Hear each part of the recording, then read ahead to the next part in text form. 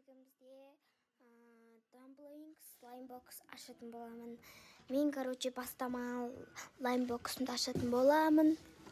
Кеттік. Мен кішкенесін алдым. Бағана екеуін көрсеткем осындай. Және бағана тағы да алдым. Мынаның ішіне қандай шығатынын көреміз. Мынаның ішіне.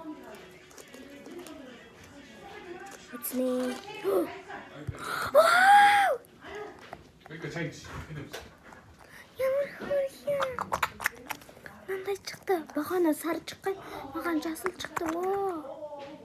Ұнады маған. Енен бастамайын. Limebox маған ұнады негізі.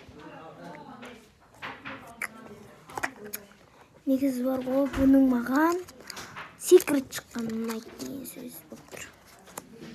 Деп жауа салайық. Пока.